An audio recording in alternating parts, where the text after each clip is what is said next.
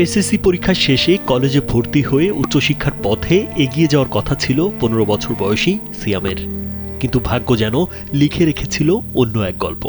হঠাৎ জ্বর, তারপর একের পর এক পরীক্ষা নিরীক্ষা, আর শেষ পর্যন্ত আসে হৃদয় বিদারক খবর, সে ব্লাড ক্যান্সারে আক্রান্ত। এখন পরীক্ষার খাতা নয়, তার প্রতিদিনের সঙ্গী হাসপাতালের শয্যা, ওষুধ আর চিকিৎসার দীর্ঘ লড়াই। তবু হার মানেনি সিয়াম। তার একটাই স্বপ্ন, সুস্থ হয়ে আবার বই হাতে স্কুলে ফেরা।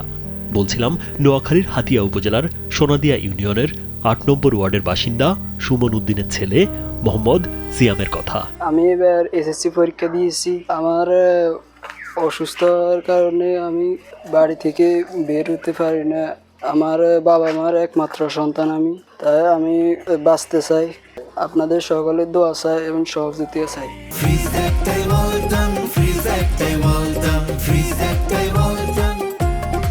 সিয়ামের বাবা একটি সরকারি প্রাথমিক বিদ্যালয়ের পিয়ন। সিয়াম এবছর সোনাদিয়া আদর্শ উচ্চ বিদ্যালয় থেকে এসএসসি পরীক্ষা দিয়েছে। ছেলের চিকিৎসা করাতে গিয়ে গেল ৩ মাসে পরিবারের সব সঞ্চয় এরই মধ্যেই শেষ। এখন বসত ভিটা ছাড়া তাদের আর কোনো সহায় সম্বল নেই। তাই সন্তানকে বাঁচাতে সরকার ও সমাজের বিত্তবানদের সহযোগিতা কামনা করছেন তার বাবা মা। আমার পৃথিবীতে আমার একটা মাত্র সন্তান, আমি সারা রাত ঘুম যেতে পারি না ছেলের টেনশনে। কিন্তু আসলে আল্লাহ আমাদের ছোটখাটো পরিবারের মধ্যে এত বড় একটা রোগ দিছে, আমরা এটা ভাবতেও পারতেছি না কিভাবে যেন আমরা সামনের দিকে আগাম। 3.5 আমরা পরীক্ষা নিরীক্ষা দিয়ে ছেলের ব্লাড ক্যান্সার শিওর হয়েছি।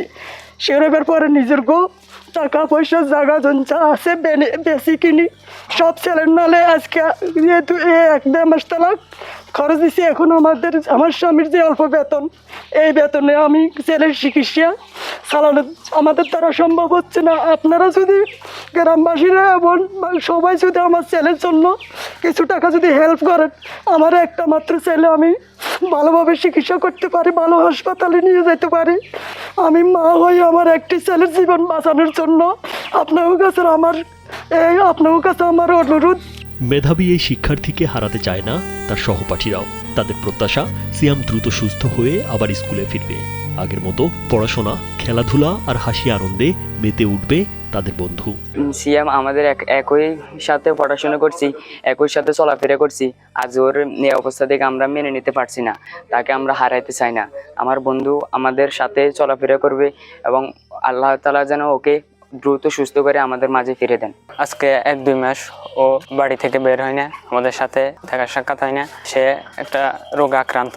তার সুস্থতার জন্য গ্রামবাসী এবং সবাইকে এগিয়ে আসার জন্য অনুরোধ জানাচ্ছি। পরিবার সূত্রে জানা গেছে সিয়ামের ওষুধ ও নিয়মিত ঢাকায় যাতায়াতে প্রতি মাসে 30 থেকে 40 হাজার টাকা খরচ হয়। চিকিৎসকদের পরামর্শ অনুযায়ী উন্নত চিকিৎসার জন্য প্রয়োজন আরও অনেক অর্থ, যা পরিবারের পক্ষে বহন করা অসম্ভব। আমার এক নাতি, আমার নাতিটা ক্যান্সারে হয়েছে। আমার ছেলে চিকিৎসা চালাইতে পারে না। আপনারা সহযোগিতা যদি করেন, নাতিকে চিকিৎসা চলবে।